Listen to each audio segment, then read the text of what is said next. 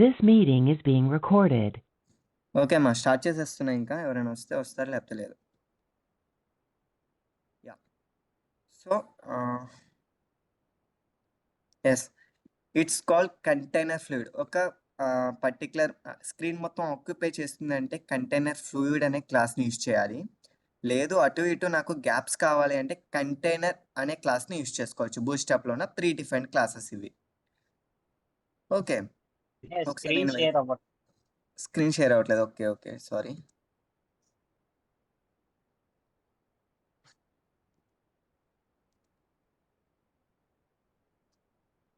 Okay,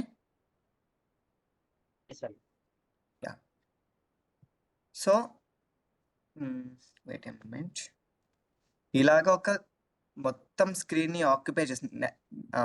now bar ఉంది కదా పైన, ఇలా నావ్ బార్ అనేది మొత్తం నాకు స్క్రీన్ని ఆక్యుపై చేసింది ఆ చివరి నుంచి ఈ చివరి వరకు.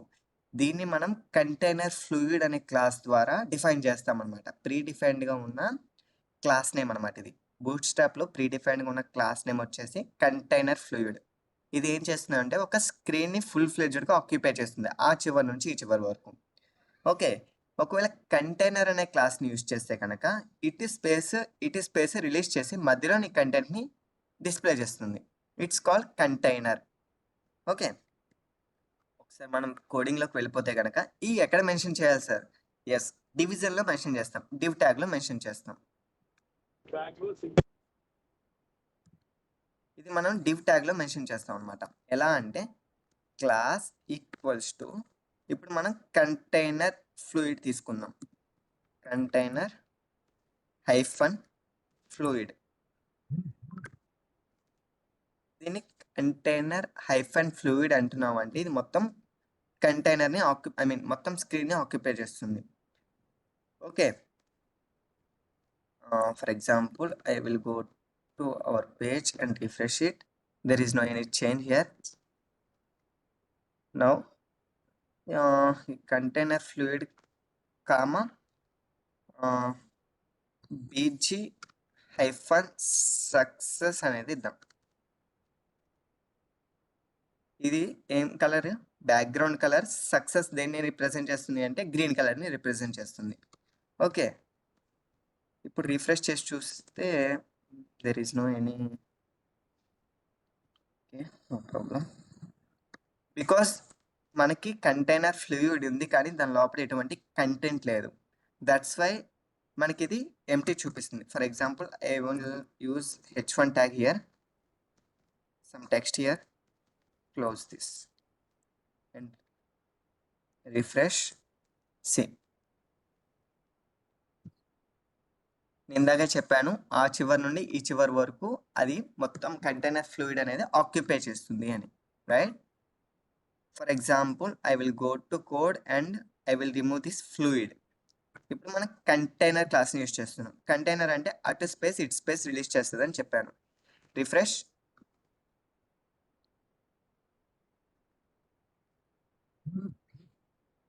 అర్థమైంది కదా?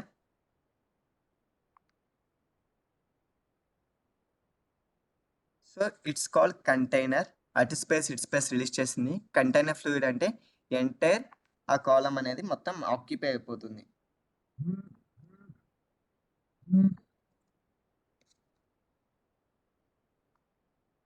Okay, done. Now I'm go to container fluid, refresh. మనకు అలా వచ్చింది స్క్రీన్. ఇప్పుడు మనం దీన్ని కాలమ్స్ కింద సెగ్రిగేట్ చేద్దాం. అది ఎలా అంటే నౌ ఇందులో ఇంకొక డివ్ తీసుకుంటున్నామమ్మా. డివిజన్ సెగ్రిగేషన్స్ అనేవి చాలా చాలా చాలా ఇంపార్టెంట్. అది అర్థం కాకపోతే కనుక మళ్ళీ వినడానికి ట్రై చేయండి. I will give you recordings. Okay, ఈ డివిజన్ లోపల అంటే ఈ కంటైనర్ ఫ్లూయిడ్ ఎండ్ అవ్వక ముందే ఇంకొక డివిజన్ అనేది ఎండ్ అవ్వాలి. ఇది ఎందుకు అంటే ఈ కంటైనర్ ఫ్లూయిడ్లో ఎన్నైనా రోస్ ఉండొచ్చు, రైట్? సో మనం ఇక్కడ మెన్షన్ చేయాలి క్లాస్ ఈక్వల్స్ టు రో అని.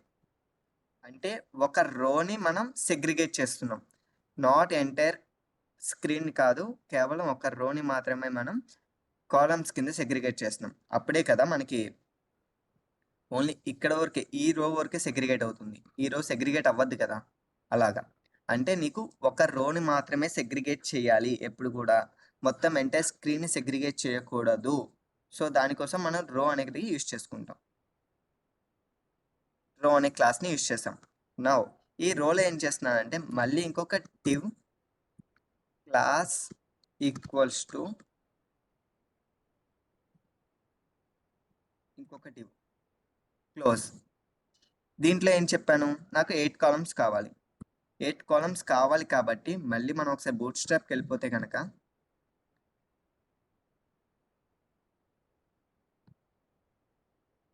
ఓకే.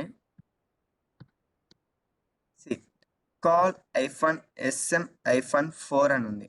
అలాగా అంటే ఒక కాలమ్‌ని సెగ్రిగేట్ చేయాలంటే కాలమ్ హైఫన్ మన యొక్క స్క్రీన్ సైజ్ మాక్సిమం ఎండి తీసుకుంటాం. ఎందుకంటే మీడియం స్క్రీన్ వరకు మొత్తం అనేవి అలా ఒకలాగే చూపించాలి.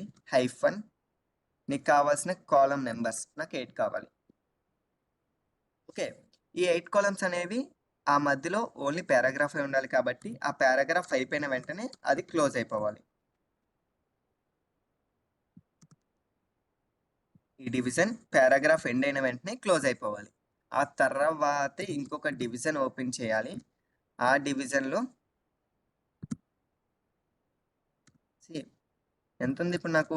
డివిజన్ 8 కంప్లీట్ అయిపోయింది. ఇంకెన్నున్నాయి? 4 కాలమ్స్ ఉన్నాయి. 4 కాలమ్స్. ఇందులో ఏముండాలి? ఒక ఇమేజ్ ఉండాలి అనుకున్నాం. సో, ఇమేజ్ గురించి మాట్లాడదాం. ఇప్పుడు అర్థమైందా? ఒక కంటైనర్ ఫ్లూయిడ్ ఉంది. ఆ కంటైనర్ ఫ్లూయిడ్‌లో ఒక రోని తీసుకున్నాను. ఆ రోని ఒక 8 కాలమ్స్ కింద, ఒక 4 కాలమ్స్ కింద సెగ్రిగేట్ చేసుకున్నా. నౌ ఇదంతా కలిపి 12 కాలమ్స్ అయిపోయింది. ఇప్పుడు ఈ 8 కాలమ్స్‌లో నాకేముంది? మన వైర్ ఫ్రేమ్ ప్రకారం పారాగ్రాఫ్ ఉంది. రైట్? ఇప్పుడు ఈ పారాగ్రాఫ్‌ని మనం ఇక్కడ ఇంక్లూడ్ చేద్దాం. Paragraph tag. ఈ పారాగ్రాఫ్ ట్యాగ్‌లో నీకు కావాల్సిన పారాగ్రాఫ్. ఇప్పుడు నేను పారాగ్రాఫ్ రాయలేను కాబట్టి will go to chrome.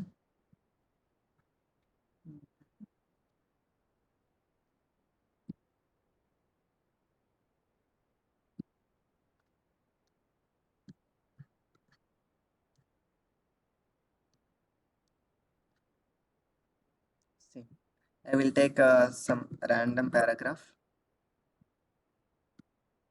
and paste it here.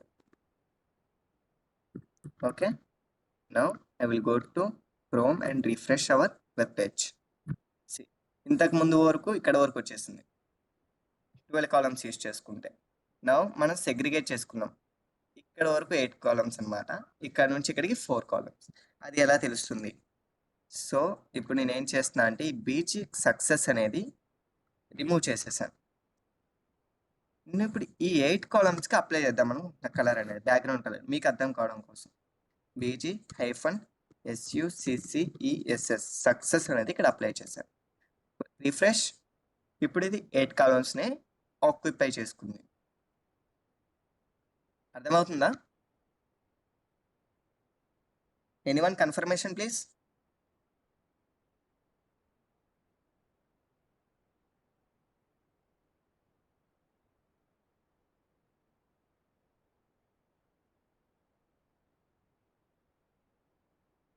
ఏమైందమ్మా అర్థం కావట్లేదా ఏంటి?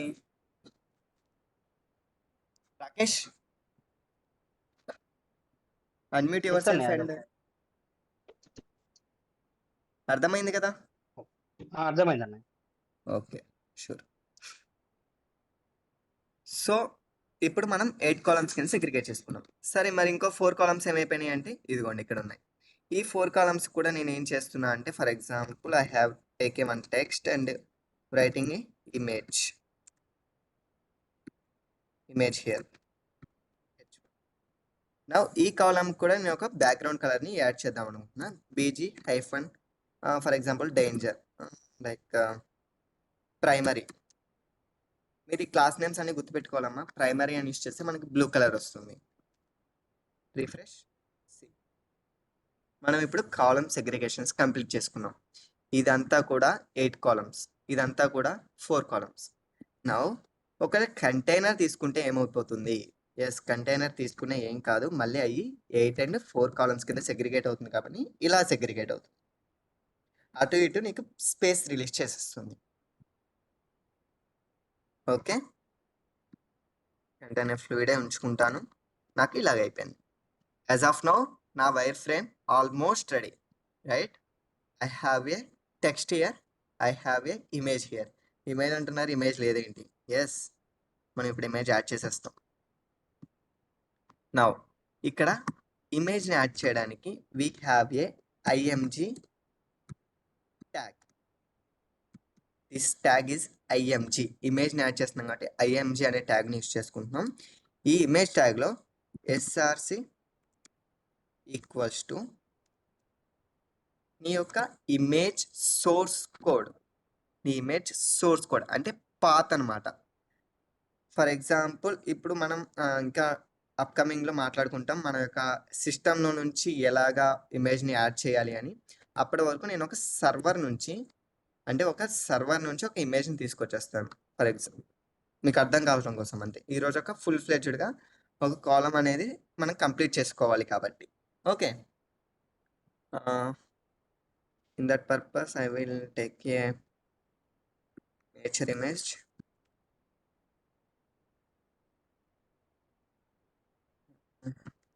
Take this,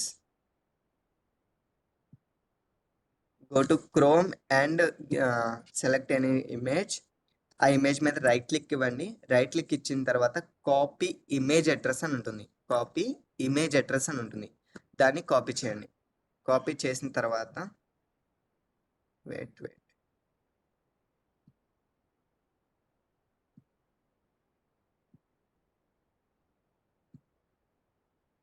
copy image address అని ఉంటుంది. దాన్ని సేవ్ చేసిన తర్వాత ఇప్పుడు నీ ఇమేజ్ ఎస్ఆర్సిలోకి వెళ్ళి దాన్ని పేస్ట్ చేయి. ఏదైనా సరే డబుల్ కోట్ లోపలే మెన్షన్ చేయాలి. ఇవన్నీ కూడా యాట్రిబ్యూట్స్ అంటాం. ఇవన్నీ కూడా ప్రాపర్టీస్ వాల్యూస్ అంటాం. ఓకే, సో ఇప్పుడు ఇమేజ్ అనేది యాడ్ అయిపోయింది. Now you can check it here. Image వచ్చింది కానీ ఇలా ఓవర్ ల్యాబ్ అవుతుంది. ఇలా ఓవర్ ల్యాబ్ అవ్వకుండా ఉండాలి అంటే ప్రతి ఇమేజ్కి హైట్ అండ్ విడ్త్ అనేది ఉంటుంది. ప్రతి ఇమేజ్కి హైట్ అండ్ విడ్త్ అనేది ఉంటుంది. దానికోసం నేను ఏం చేస్తున్నా అంటే స్లాష్తో క్లోజ్ చేయాలి ఎప్పుడు కూడా.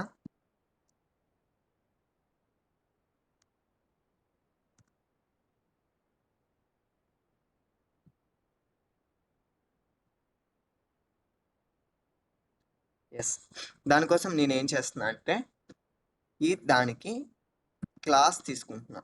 Class equals to something is fishing, ఎక్కడ మిస్ అవుతుంది.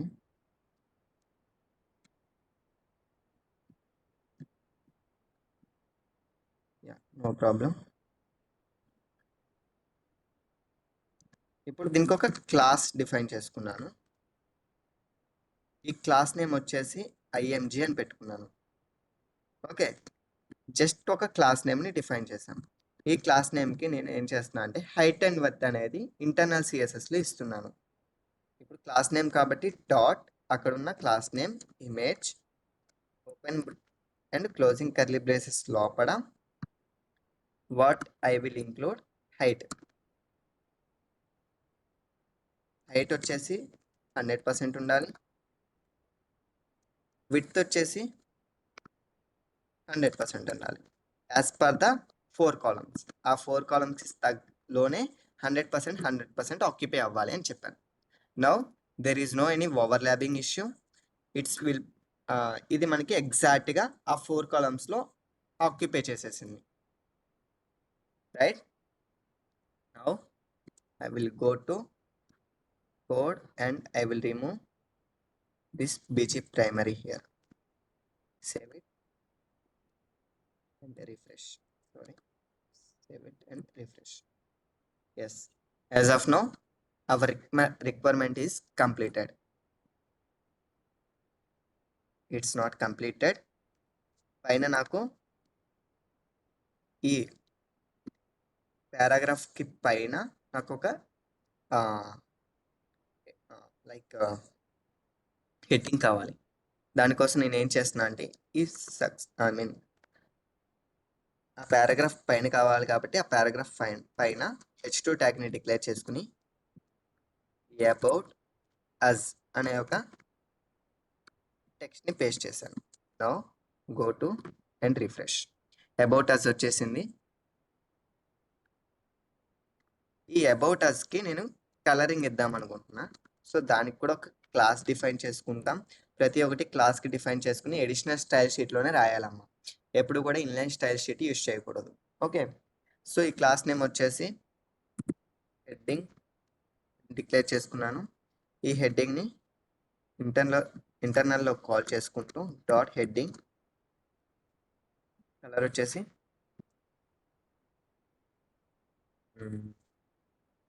Red refresh.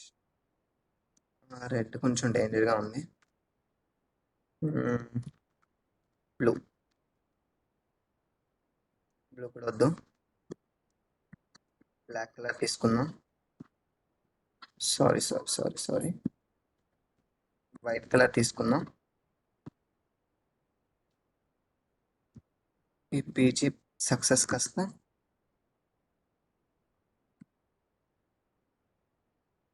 దీనికి ఇంకో క్లాస్ నేమ్ మెన్షన్ చేసుకుంటున్నాము. అవసరం లేదు. పీజీ డార్క్ అని అప్లై చేస్తున్నాం. ఇలా అయిపోయింది. ఓకే, యాజ్ ఆఫ్ నో మన హెడ్డింగ్ కంప్లీట్ అయింది. కింద పారాగ్రాఫ్ కూడా కలర్ వచ్చేసి సేమ్ హెడ్డింగ్కి ఇచ్చిన కలరే ఇచ్చేద్దాం అనుకుంటున్నాను. నౌ ఆ క్లాస్ని కాపీ చేస్తే సరిపోతుంది. As of now this completed. ఈ అబౌట్ అస్ కింద నాకు ఒక అండర్లైన్ కావాలి. ఈ అండర్లైన్ కోసం మనం దేని కింద కావాలి? దీని కింద కావాలి కాబట్టి హారిజెంటల్ అని హెచ్ఆర్ని యూజ్ చేస్తాం. అంటే హారిజెంటల్ అనమాట. HR tag is a unpaired tag.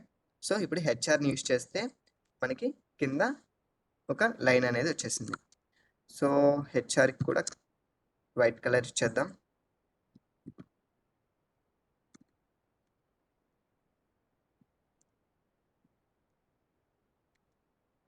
It's not applicable. HR పెడుతూ ఈ హెచ్ఆర్కి డాట్ హెచ్ఆర్ క్లాస్ నేమ్ని కాల్ చేశాను. దీనికి బ్యాక్గ్రౌండ్ కలర్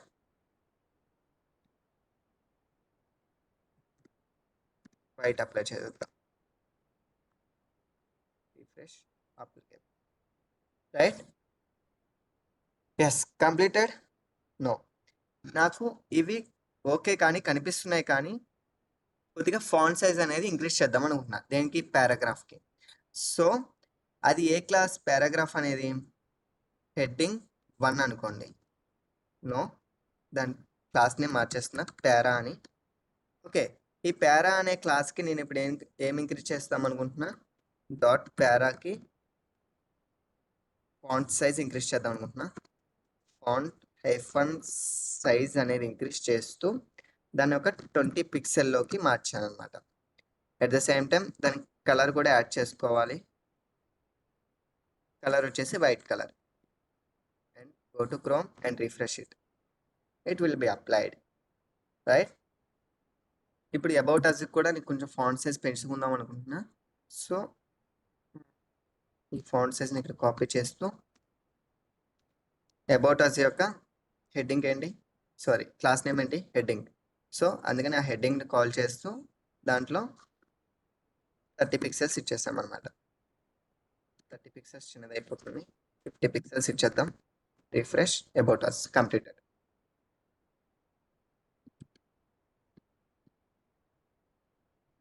నో ప్రాబ్లం అమ్మా. ఈ సోర్స్ కోడ్ కూడా నేను ఇప్పుడు వాట్సాప్ చేస్తా.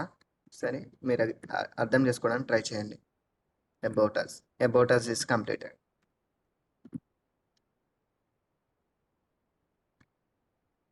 Okay,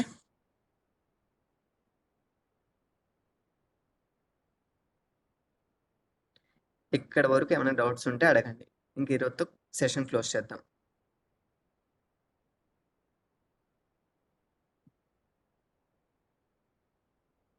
there is any doubts?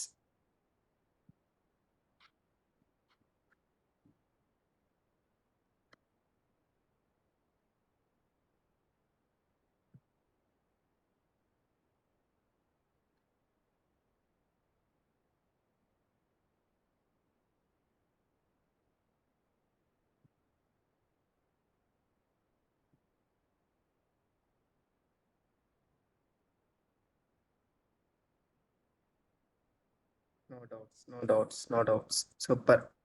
అంటే చెప్పినంత వరకు క్లియర్‌గా అర్థమైందన్నమాట అయితే.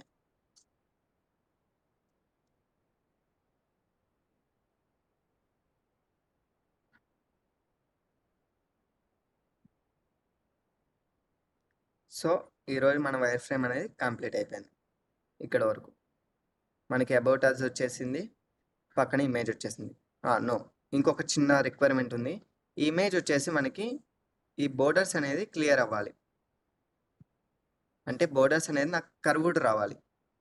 ఇలా కర్వ్డ్ రావాలి అంటే మనం బోర్డర్ రేడియస్‌ని తగ్గిస్తే సరిపోతుంది. దేనికి? ఇమేజ్ అనే క్లాస్‌కి. ఈ ఇమేజ్ అనే క్లాస్‌కి ఏం తగ్గించాలి? Border radius. Border hyphen RADIUS. Border radius ఒక 10 పిక్సెల్ యూజ్ చేస్తున్నాం. Pixel PX. రిఫ్రెష్. బోర్డర్ అనేది మనకు కర్వ్డ్ అయిపోయింది. రైట్? సో, ఈ పార్ట్ ఇప్పుడు మనం కంప్లీట్ చేసుకుందాం. Yeah guys.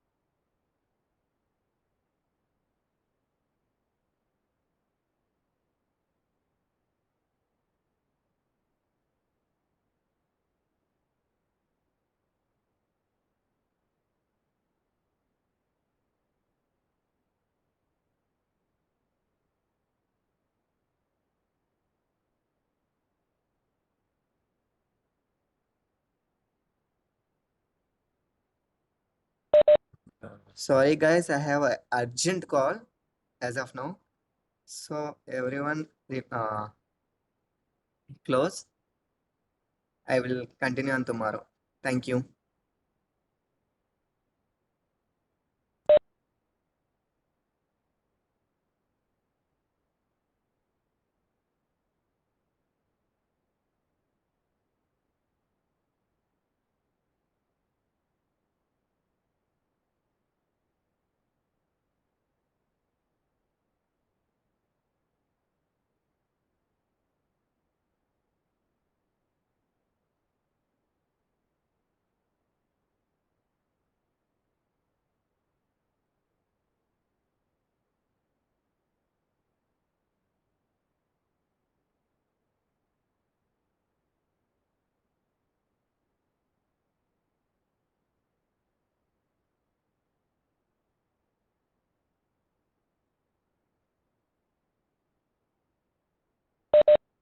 హర్షిత వెయిట్ అర్థమైందమ్మా హర్షిత?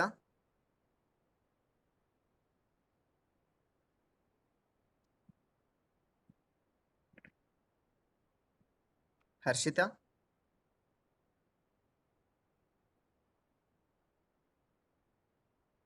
Are you there?